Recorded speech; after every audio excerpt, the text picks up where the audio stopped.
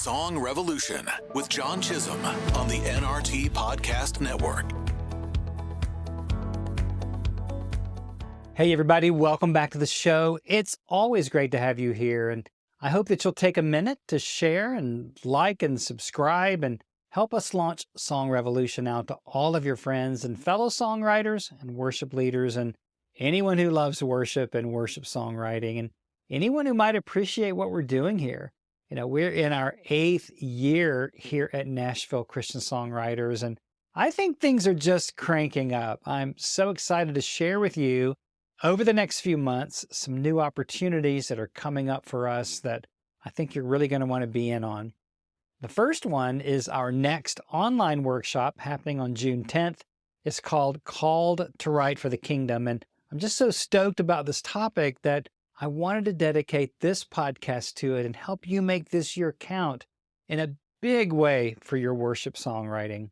And I've had the privilege of writing and publishing hundreds of worship songs and leading worship on 2 major recordings with Integrity's Hosanna Music series that literally went all over the world. In fact, I've traveled to many parts of the world leading worship and teaching, and it's all because of songs I've written and published. It all really does begin with a song, and I'm so grateful to have been able to write and sing and record and publish songs that have had at least some impact on the kingdom in a very positive way. And as I look back now, I realize that a couple of the songs went viral before that was even a thing. And many of these songs have been woven into the fabric of worship in entire denominations and appeared in hymnals and were used extensively in their moment in worship history. And here's the thing, the principles that I use to write and publish all of those songs never change. The ideas and the principles I use, the techniques are still exactly the same, and you can use them too. And that's why I started Nashville Christian Songwriters, to help you step up to reach your fullest potential as a Christian communicator. I just know that you've dreamed about it and longed to figure this out, and that's why God made me. He wants me to download to you everything that I've ever learned so that you can level up and step up into the most powerful songwriting you've ever done in your life. And that's what the workshop is about on June 10th, to help you finally get the kind of information that you need to step up to your highest possible level of communicating your faith and your testimony, and to lead people into worship in ways like you experience at church or maybe you hear on the radio. I've enjoyed that privilege over decades, and it's your turn to step up. And all the information is in the show notes, so go ahead and register if it's not past the date. And you know what, even if it is, use the link to access the replay page and get in on the workshop that I think could be transformational for you. Because, okay, listen to me here. I don't think that you need more inspiration. I believe that you need more skills and the information to take the right next steps to fulfill your calling to write and get your songs out there to glorify God like you've wanted to do for so long. So let's get back to that, to your calling. What does it look like to be called to be a Christian songwriter in 2023? Well, for starters, it looks like to me that God's just blown open the heavens in a really big way, because where's my phone? I'm filming on my phone. You have infinity in your hand, but it's just too big to know how to use sometimes. It can be so confusing, and if you're not a musician, it can be even scarier and more daunting to understand how to use all those little apps and programs and pixels and get likes and shares and downloads and followers, and the whole world's just been turned upside down by technology, and it's just spinning faster and faster. But at the same time, there are people of all ages who are getting rich by becoming TikTok stars and influencers and internet gurus, selling you their systems and series and whatever you'll buy from them. And it's freaky and confusing and hard to navigate, especially if tech isn't your thing and you wonder where all the good music's gone, right? Well, tech is here to stay for sure, and might not get that much easier if you don't love it and use it and keep up with it all the time. But here's the deal. You can learn to use the parts of it that you need. You don't have to know how to use all of it by any means. I kind of think of it as a salad bar. I mean, you can pick the platforms that serve your audience and serve you the best. Facebook is for older users and TikTok for the kids. Instagram is in the middle right now, and Twitter is just in Elon Musk turmoil, so don't even worry about that right now. I just happen to believe that your most important task isn't to learn tech, but it's to learn greater songwriting skills and practice your craft until you're writing songs that are actually compelling enough, for your potential listeners. And that's exactly what all of our coaching programs and workshops are designed to do. I mean, I don't think you have to worry about the various social platforms until you have something worth sharing. I use this statistic a lot, and it's probably even higher than this right now, but Spotify releases over 60,000 songs every day. So you've got to find a way to compete with that in the quality of your songs, or you'll just sink in a sea of mediocrity. And we don't want that for you. So if you feel a calling from God, okay, let me ask you this. Won't he make it all happen for you? Yeah, well, maybe, but maybe not without your participation. You've got a part to play in this thing as you follow him into the fullness of your calling. That's my experience. And that brings me to my primary point today, that is, to make it in music means that you've finally owned the fact that you are responsible for how you present yourself to the world. No one else is going to do it for you. I recently had Chad Segura on the show. He is the VP of Publishing for Centricity Music, and he summed it up best on the podcast with me here when he said, "Stop sending me your songs. Make enough noise where you are, and I will find you." And that's just the way it's working now. Record companies are looking for fresh, young, driven artists who are already building a significant platform before they will pick them up. I mean, they have actual software that can find every single internet hit on an artist and actually measure their direct impact on the algorithms when they post their social post. So that's crazy to me. But rather than fight against that and criticize the record companies, I think that we're in a time when we have to let them do their thing and go make all the noise we can, whether they pay attention to us or not. I mean, to me, making them pay attention to us isn't even a worthy goal anymore, except maybe in some very special circumstances. I mean, there are just simply too many of us out here making great music to fit into the tiny pipeline of Christian record companies and the radio networks. It's a very narrow bandwidth, actually. But God's given us the most powerful publishing tools that anyone can have right in our very hands. So what if we start using it and making as much noise for Jesus as we can right here, right now with what he's given us? Okay? What if we do that? What if we don't worry about the record companies? Let's just do what we can with what we have. All right, so talking about your calling, here are 3 things that you can do right now to step deeper into your calling as a Christian songwriter. Number 1 is to take this next week to pray and ask God what your specific mission is as a songwriter. Ask him why he's called you and to whom has he called you? What's he really put on your heart to sing about and say in your songs? I mean, in my experience, it's not enough to say that you want to worship, okay? Everybody does. Or use your talents to glorify him. Of course you do. But that's so generic and generalized that you can't take clear action on it. Neither can you take real steps when you say, I want to encourage people or share the gospel. Of course you want to do those things. But what's your specific message? If you had to tell me in 10 seconds who you want to reach with your songs, who would it be? Go. 1, 2, 3, 4, 5, 6, 7, 8, 9, 10. 10 seconds. Go. Why do you feel compelled to reach them? What kind of music are they already listening to? Where do they consume their music? What groups do they frequent? And what kind of churches do they attend? Who are the artists they go see in concert?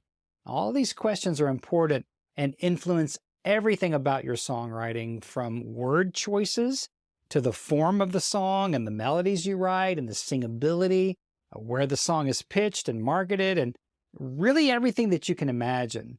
The only other way to approach your writing is to just blab out any words that you can think of. Don't worry about what they are and put a melody to it and call it a song. Now, a lot of aspiring writers do that, expecting that people will love their songs just because they're proud of themselves for writing something.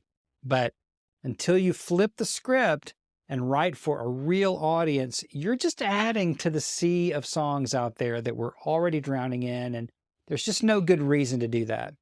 If God's called you, then He's got a specific audience He's called you to. And that brings me to my second point. Once you've prayed and gotten some direction on your specific reasons for being called to songwriting, can you soberly assess your level of talent to even do songwriting? Obviously, songwriting requires some measure of musicality, though not necessarily musical training or even the ability to play guitar or keys, though those definitely do help, or even sing.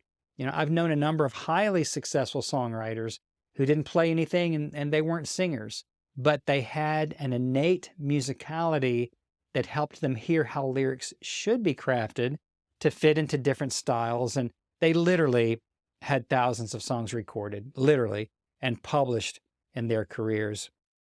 So what level of musicianship or musicality are you at really? Are you stronger with words or with melodies? Have you gone deep enough into pursuing your calling that you understand your strengths and weaknesses so you can go get the training you need to actually write songs anyone would want to hear? I've been training songwriters in our NCS Pro Song Mastery groups for 8 years now, and my measure for allowing someone in the program has always been the level of their desire and not the level of their musicianship. And that's an important distinction. I don't want to work with you because you might have more talent or money than other writers. I want to work with people who just want this so badly they'll invest themselves and their time and their finances and blood, sweat, and tears to fulfill what they feel so passionately about. And it really takes a lot of guts to put yourself out there and say you feel truly called, because a calling demands more out of you than you might ever imagine. We see the big Christian artists on the stage or hear them on the radio and have no clue what it really took to get them there. We don't know the money and the time and the pain it's really cost them to be where they are. A calling is demanding. It's not something to take lightly or treat like a hobby. If you aren't driven and it's a hobby for you, that's totally cool.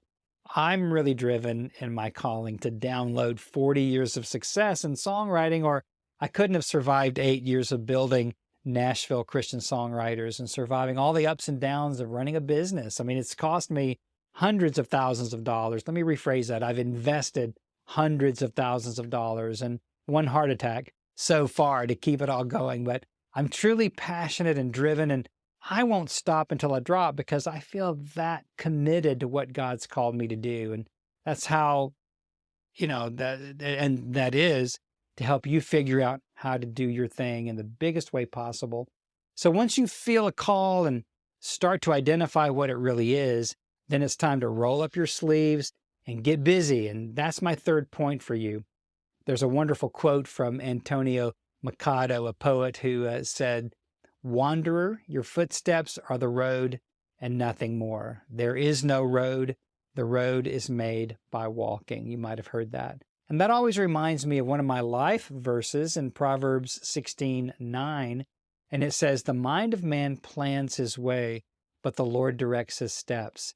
No one can tell you exactly where your path may lead, but one thing is for sure, you've got to be walking and taking whatever steps you can take for the road to rise up to meet you, or for the Lord to direct your steps. You got to be doing something. You got to be walking. You can't just sit around on your blessed assurance, eating Twinkies and bonbons, waiting for God to drop songs on you or record deals, or to just, pour all these things into your life. We co-create our destinies with Him. I think that we have to be up and about the Father's business like Jesus was in order to realize these dreams and passions that we talk about all the time. So here's a question. What's the one small thing you can do right now to take a step into your calling? I believe you know this deep in your heart. Your next right step in your calling isn't my next step. We're on different paths and in different places and cultures and life circumstances. And you may or may not have the finances yet to jump into recording your songs. And maybe that's not even the next right step anyway. Recording your songs doesn't make them great or even ready to be recorded. Maybe your next right step is to cough up the $47 to be on our webinar Saturday and start building relationships with other songwriters and artists and worship leaders and hang out with people doing what you want to do. Get yourself into the right kind of community to learn more about how to do this thing. I had been in music companies as a song development guy for years, but I was clueless about how to run this company. And now, after these 8 years, I can teach whole business seminars on what to do and what not to do when starting an independent business. But I had to start trusting God and stepping out to begin to see the road rising up to meet me. And in my experience, I found that I didn't have to know how I was going to get where God wanted me to go. I just needed to start trying, start taking steps, start moving. And He's always met me one step at a time. And that, I think that's what a lot of aspiring artists and writers want. They want guarantees that they're not wasting their time or money. They want to know if they're good enough long before they've gotten good enough. My question is, are you called enough? Are you ready to be one of the 1,000 dedicated Christian songwriters I'm committing myself to train in the next 5 years here at Nashville Christian Songwriters? Are you ready to take responsibility for your ministry, to roll up your sleeves, to start stepping and taking the next right step to making the dreams God's put in your heart a reality? Well, if you are, then I'm here to walk alongside you at whatever level you want. And that's why we do the show and offer blogs and video courses and online webinars and our 8-week online mastery training, my one-on-one coaching and opportunities, and our brand new artist development program that you can read about over at NashvilleChristianSongwriters.com, or you can look in the show notes for the links. Now, if you're called and ready to take some massive action, I'm here to walk with you as we watch the road rise up to meet you. Go ahead and jump into the workshop with me on June 10th. The link is in the show notes, and it just might transform your mindset and your entire life and ministry as you take even a small step towards God's calling in your heart. We're going to have an amazing time, and I can't encourage you enough to go for it. I believe God's got an audience for you and is longing even more than you are to use you. This calling is actually, the way I think about it, it's God wanting to reach through you, through your words and melodies and ministry, to bring His love and life and His mind-blowing presence to a whole lot of people through you. So let's go for it together and redeem every day by living into the dream to glorify God with our gifts, our talents, and calling. And I'm hoping to see you on the workshop this Saturday. Go ahead and register, and you'll get the replay if you're unable to be there. And if you're listening to this at some later date, just use the same registration link in the show notes to go purchase the replay. I guarantee you it's going to be worth it. It's going to be so fun. I'm so pumped about this. So, all right. Well, I hope to see you Saturday. And I want you to know how much I appreciate you being here for the show. I've got some great interviews coming up soon with Ryan Stevenson and Nathan Sheridan and many more incredible writers and artists who are living their dreams one day at a time. All right, guys, I'll see you next time on Song Revolution. Hey, thanks for joining us on the show today. I hope that you'll jump over to NashvilleChristianSongwriters.com and check out all the resources there to encourage you in your own songwriting. And if you like what we're doing, why not share this episode out on your socials? You can find the link in the show notes. We'll see you next time.